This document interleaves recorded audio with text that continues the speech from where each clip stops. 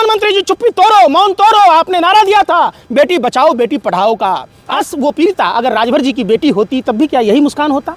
जंग लड़ना होगा, इन बेईमानों से निकलना होगा। हम सभी देशवासियों को अपने घर और मकानों से इन बलात्कारियों को संरक्षण देने वाले, बलात्कारियों को बचाने वाले ऐसे दरिंदों को सजाए मौत की सजा हो, फांसी की सजा होनी चाहिए। जिसको सनातन का ज्ञान है, न जिसको संविधान का ज्ञान है, ऐसे लोगों पर पूछता है भारत और थूकता है भारत। सर, कैसे देखते हैं कि उन्नाव रेप पीड़िता को लेकर के इतने साल हो गए लेकिन अभी तक न्याय के लिए वो दिल्ली में घूम रही है और मोदी सरकार और तमाम लोग उस पर खामोश हैं? देखिए, साइंटिस्ट को जेल हो जाता है, सोनम वांगचुक को, जो सेना के लिए बनाया, जो तमाम वो बर्फ से पानी निकालने का हीटर का आविष्कार किया, उसको जेल में डाल दिया जाता है। बलात्कारियों को बार बार पैरोल मिलता है। हद तो तब हो गई जब कुलदीप सेंगर, जो पीड़िता के बुआ, पिताजी, वकील सबकी वो हत्या करा चुका है, कोर्ट ने सजा दे दी, उसके केस को ख़त्म किया जा रहा है, ख़त्म कर दिया गया है। मतलब साफ है कि देखिए, मनमोहन सिंह जी की सरकार में हमने देखा था, पूरा देश ने देखा कि निर्भया कांड के बाद पीड़िता को सिंगापुर इलाज के लिए ले जाया जाता है, वहाँ उसके परिवार के लोगों को संरक्षण प्रदान किया जाता है और उसके भाई को पायलट अफसर बनाया जाता है। नरेंद्र मोदी जी की सरकार में खुद देश के प्रधानमंत्री जी बलात्कारियों का, महिलाओं का अपमान करने वाले लोगों का सम्मान करते हैं। बिहार में आपने देखा होगा, आशुतोष के सामने नतमस्तक होते हैं प्रधानमंत्री जी। जिस आशुतोष ने दलित बेटी शारिका पासवान को नंगा घुमाने की बात किया, 100 रुपया की लौंडिया कहा, खुद प्रधानमंत्री जी कर्नाटक के चुनाव में प्रज्वल रमन्ना के लिए वोट मांगते थे। खुद दिल्ली विधानसभा में कपिल मिश्रा, जो दिल्ली के वर्तमान कानून मंत्री हैं, 8 मिनट का वीडियो जारी किया जिसमें प्रधानमंत्री के कुकृत्यों को बताया। सुब्रमण्यम स्वामी मैंने चाइना और कहाँ कहाँ का आपको एक्सपोज किया, पूरे देश को मालूम है। प्रधानमंत्री जी एक शब्द नहीं बोलते महिला और सुरक्षा पर। देश की बहन बेटियाँ डरी हुई है, सहमी हुई है कि कोई भी बलात्कारी अब बलात्कार करके उसका सजा समाप्त कर दिया जाएगा। आखिर क्यों प्रधानमंत्री जी आपके मुंह में दही जमा हुआ है? क्यों प्रधानमंत्री जी चुप्पी तोड़ो, मौन तोड़ो? आपने नारा दिया था बेटी बचाओ बेटी पढ़ाओ का, और आपके शासनकाल में बेटियां असुरक्षित हैं। क्यों? यही प्रधानमंत्री हैं। जब ब्रजभूषण शरण सिंह पर आरोप लगा, देश के पहलवान बेटियों का तिरंगों के साथ घसीटा गया, बाल पकड़ के घसीटा गया। सिर्फ ब्रजभूषण शरण सिंह ने यह कहा था कि मैं मुंह खोलूंगा तो भूचाल आ जाएगा। डर, इतने डरे हुए, सहमे हुए ऐसे प्रधानमंत्री के शासनकाल में देश की बेटियां डरी हुई है, सहमी हुई है कि अब कानून का भी कोई डर नहीं रहा, कोई खौफ नहीं रहा। इंडिया गेट से जिस तरीके से उन्हें हटाया गया, उस पर तमाम सवाल उठ रहे हैं। राजभर की हंसी को लेकर के क्या कहेंगे? देखिए, राजभर ये सब बेपेंदी का लोटा है, ये नेता नहीं है। राजभर जी से पूछिए कि काश वो पीड़िता अगर राजभर जी की बेटी होती तब भी क्या यही मुस्कान होता? अरे देश की राजधानी है ये। उन्नाव की बेटी अगर देश की राजधानी में कर्तव्य पथ पर, इंडिया गेट पर अगर प्रदर्शन कर रही है तो आप हंस रहे हैं, शर्म नहीं आती? भाजपा में मानसिक दिवालियेपन नेताओं का कमी नहीं है। संजय निषाद ने क्या कहा था? नीतीश कुमार जी उनके संपर्क में रहने के बाद क्या कह रहे हैं? गिरिराज सिंह क्या कह रहे हैं? अरे कभी मनोहर लाल ठाकर पर बोल लेते, क्यों नहीं बोल रहे?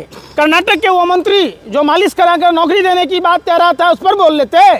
भाजपा आईटी सेल के बीएचयू में जो छात्राओं के साथ गैंगरेप किया, उस पर बोल लेते। कभी बिल्किस बानो पर बोल लेते। ये वो लोग हैं जो मानसिक रूप से विक्षिप्त हैं, पागल हैं। जिस देश में भारत की सभ्यता और संस्कृति, सनातन हिंदू धर्म और तमाम धर्म जो भारत के में मनाने वाले लोग हैं, किसी भी धर्म में महिलाओं के अपमान पर चुप रहना नहीं सिखाता है। वो खून ही नहीं जो खौला, वो पानी है, वो सरकारी दलाली में है। निश्चित तौर पर देश की बेटियों को सुरक्षा प्रदान करना चाहिए। देश के बहन बेटियों के मन में जो डर और खौफ है बलात्कारियों का, उसको निकाला जाना चाहिए। नहीं, कुलदीप सेंगर को जमानत मिली, दिल्ली हाई कोर्ट ने दी है ना, तो इसमें सरकार का कितना रोल है? सरकार का रोल नहीं है। सरकार सुप्रीम कोर्ट के फैसले के खिलाफ ऑडियंस ला सकती है, तो दिल्ली हाई कोर्ट क्या चीज़ है बताओ? एक पीड़िता को सरकार अगर संवेदनशील होती, संवेदनहीन नहीं होती, तो उसको सरकारी वकील मुहैया कराते। क्या वकीलों की कमी है क्या देश में? क्या सुप्रीम कोर्ट में उस मामले को सरकार लेके नहीं जा सकती है क्या? अगर सरकार नहीं जा रही है, सरकार पीड़िता का पक्ष नहीं सुन रही है, इसका मतलब साफ है कि सरकार की संलिप्तता है। नेता प्रतिपक्ष राहुल गांधी जी ने फोन करके पीड़िता को बुलाया, अपने आवास पर मिला, ये उनकी संवेदनशीलता थी। उस महिला के प्रति, उस महिला के सुरक्षा के प्रति उनकी जवाबदेही थी, तब तो मिला ना। देश के प्रधानमंत्री क्या कर रहे थे?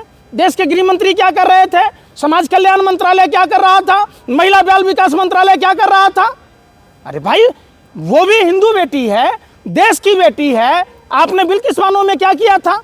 एक बलात्कारियों को, गैंग रेप के आरोपियों को सम्मानित कर रहे थे। शर्म आती है ऐसी सरकार पर, जो जिसको न भारत की सभ्यता और संस्कृति का ज्ञान है, न जिसको सनातन का ज्ञान है, न जिसको संविधान का ज्ञान है। ऐसे लोगों पर पूछता है भारत और थूकता है भारत। लेकिन आप लोग जो तमाम लोग जो है कैंडल मार्च निकालने गए, पुलिस वहाँ भी रोक रही है।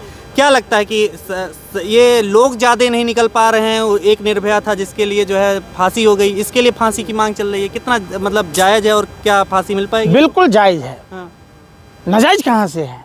बेटी किसी की भी हो, जिस देश में महिला पूजन की परंपरा है, जिस देश में महिलाओं की सुरक्षा की बात की जाती है, महिलाओं के बगैर समाज और परिवार अधूरा है, उस देश में एक बलात्कारी के साथ अगर सरकार है तो निश्चित तौर पर यह बेहद शर्मिंदगी की बात है और भारत के सनातन परंपरा, भारत की सभ्यता और संस्कृति, भारत के संविधान के खिलाफ है। एक तरफ मोदी जी कहते हैं बेटी पढ़ाओ का नारा देते हैं, दूसरी तरफ इस तरीके की घटनाएं होती हैं, अदालतें खुद आरोपी को जमानत देती है और केस ख़त्म कर देती है, तो आगे ऐसी घटनाएं होंगी तो उन्हें तो और साहस मिलेगा। निश्चित तौर पर ये चिंता का विषय है और पूरे वर्ल्ड में भारत की साख पर बट्टा लगाया है इन लोगों ने। देश ने देखा है कि किस तरीके से सरकार, चाहे वो कालाबाजारी हो, बलात्कारी हो, भ्रष्टाचारी हो, देश में सबसे ज्वलंत मुद्दा कोडिन कफ सिरप का है। काइसन फार्मा का जो 40 सैंपल फेल होने के बाद प्रधानमंत्री के मुंह से एक शब्द आपने सुना क्या? कोडिन फार्मा पर कोई आपने कफ सिरप पर सवाल देखा क्या? क्या प्रधानमंत्री से कोई सवाल देखा कि देश में मिलावटी खाद्य सामग्रियां, जहरीली हवा, जहरीली दवाइयां परोसे जा रहे हैं और प्रधानमंत्री चुप और मौन है, मानो हुए गपोरी बाबा गूंगे और बहरे हो गए हैं। अंकिता भंडारी को लेकर के भी जिस तरीके से आरोप लगे बीजेपी नेता पर, उसके बाद FIR दर्ज कर ली गई। आवाज़ चुप कराने की कोशिश हो रही है या फिर सच में ये गलत तरीके से बीजेपी का नाम लिया जाता है? आवाज़ चुप कराया जा रहा है। आप सरकार से अगर कोई सवाल पूछोगे, आप पर FIR दर्ज होगी, आपको जेल के सलाखों में भेज दिया जाएगा।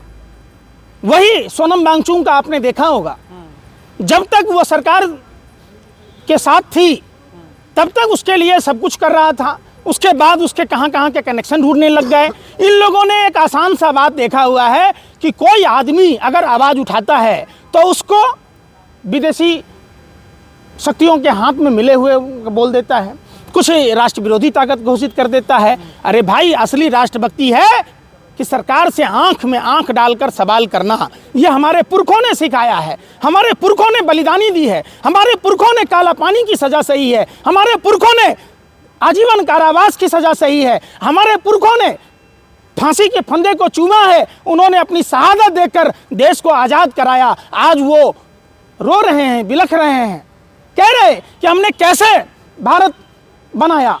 जिस भारत में आज जब देखेंगे एक भारत, जिस भारत की सभ्यता और संस्कृति को लोग अपना प्रतीक मानकर, इनकी भारत की आइडियोलॉजी को मानकर पूरा विश्व चलता था, आज पूरे विश्व में थू-थू हो रही है सिर्फ मोदी सरकार की वजह से। प्रधानमंत्री क्या मैसेज दें? देखिए, हमने महाभारत काल में धृतराष्ट्र को सुना और देखा सीरियलों में। एक अंधा धृतराष्ट्र था जिसके 100 पुत्र थे आंख वाले। आज आंख वाले धृतराष्ट्र प्रधानमंत्री हैं, जिनके लाखों पुत्र अंधभक्त हैं, जिनको इन सब चीज़ों से, महंगाई से, कोडिन कफ सिरप से, काइसन फार्मा के मिलावटी घी से, जहरीली दवाइयों से, जहरीली हवा से, तमाम महंगाई से, बेरोजगारी से, शिक्षा से कोई फर्क नहीं पड़ता है। ये अंधभक्तों की एक जमात इन्होंने खड़ा कर रखी है। खुद प्रधानमंत्री को आपने क्रिश्चियन पर क्रिसमस डे पर देखा होगा, और इनके जो अंडोले हैं, अंधभक्त हैं, वो जाकर जबलपुर में, पटना में, हाजीपुर में, दिल्ली में तोड़फाड़ कर रहे हैं। कैसा भारत बनाना चाहते हैं? इनको न सनातन धर्म से कोई मतलब है, ये गधे हैं, ये उचक्के हैं, इनको समझ में नहीं आती। ये बार बार उठते हैं, कभी हनुमान चालीसा लेकर पहुंच जाते हैं मज़ारों में, मस्जिदों में, चर्चों में। अरे भैया, हनुमान चालीसा लिखने वाले, रामचरितमानस लिखने वाले गोस्वामी तुलसीदास औरंगजेब के समय हुआ करते थे। और गोस्वामी तुलसीदास एक मुसलमान के यहाँ रहकर, खाना खाकर, पानी पीकर लिखते थे। आप बताइए ना, जिस हनुमान चालीसा को हनुमान मंदिर में पढ़ना चाहिए, वो जाके मज़ारों पर पढ़ेंगे, कभी वहाँ जाकर पाठ करने लगेंगे क्रिश्चियनों के चर्चों में। तो इन लोगों ने तो धर्म का ऐसा बेजा दुरुपयोग किया जिससे धर्म की भावना आहत होती है, धर्म प्रेमियों की भावना आहत होती है। हमारा धर्म विश्व के कल्याण की बात कहता है, हमारा धर्म सद्भावना की बात कहता है, हमारा धर्म धर्म की जय की कहता है, हमारा धर्म अधर्म की नाश की बात कहता है। तो ये अधर्मी लोग जो धर्म को तार तार कर रहे, धर्म को बदनाम कर रहे, इनका सनातन से, भारत की सभ्यता और संस्कृति से, भारत के संविधान से, सनातन धर्म से कोई लेना देना नहीं है। मुख्यमंत्री योगी आदित्यनाथ काफी सख्त दिखाई दे रहे हैं इस मुद्दे को लेकर के। क्या कार्रवाई होगी इस पर? क्या कार्रवाई होगी? सख्त है। उन्नाव गैंगरेप में सरकार सख्त लिख करके कार्रवाई होती तो यूपी सरकार को देखा कुलदीप सेंगर के खिलाफ मामला ले जाते हुए? क्या सख्त होगी? ये अपने मियाँ मिट्ठू हैं, ये झूठ और फरेब परोसते हैं। आपने देखा होगा करवा चौथ मनाने जा रही ये उत्तर प्रदेश पुलिस, महिला पुलिस की किस तरीके से दरिंदगी हुई। उत्तर प्रदेश में बीएचयू में क्या हुआ? क्या सख्त है ये? भाजपा आईटी सेल के नेता थे वो लोग जो बीएचयू में छात्रा के साथ गैंगरेप किया। कुछ किया क्या योगी जी ने? ये योगी नहीं, ढोंगी अपराधनाथ हैं। इन पर 70 से अधिक धाराओं में मुकदमा दर्ज था। इनका सनातन से कोई लेना देना नहीं है। आज भी उत्तर प्रदेश में हजारों की तादाद में आशा वर्करें धरने पर बैठी हैं, वो नारा लगा रही हैं, एक कटोरा 2 समोसा, योगी तेरा क्या भरोसा। भरोसा नहीं है अब देश की महिलाओं का। नीतीश कुमार ने भी नकाब हटाने की कुछ दिनों पहले कोशिश की थी। क्या लगता है कि ये गठबंधन और गठबंधन के नेता सब इसी तरीके से हैं या फिर? देखिए, ये अपने भ्रष्टाचार पर, ये अपने कालाबाजारी जो इनके मित्र हैं, भ्रष्टाचारी जो मित्र हैं, इन पर पर्दा डालने। एक बात बताइए, वो महिला थी तो हिजाब उठा के देख रहे थे, कोई लड़का गया होता था तो क्या पैंट खोल के चेक कर रहे होते कि नीतीश कुमार जी हैं? तभी ना भगवती देवी बोली कि भोर दिन गांजा पियो तारन, इनका देह से बदबू आवता, इनका रूम में बदबू आवता। पता नहीं कौन सा नशा करके ये काम कर रहे हैं। अरे जर जोरू जमीन पर्दे की चीज़ है, ये भारत की सभ्यता और संस्कृति है। चाहे महिलाएं कोई भी हों, क्या कपड़ा पहनेगी, नहीं पहनेगी, कैसे रहेगी, ये आप तय करने वाले नहीं होते ना। देश आज़ाद है, ये उनकी अपनी आज़ादी है कि वो बुर्के में रह रही है, कोई घूंघट में रह रहा है, कोई दुपट्टा डाल रहा है।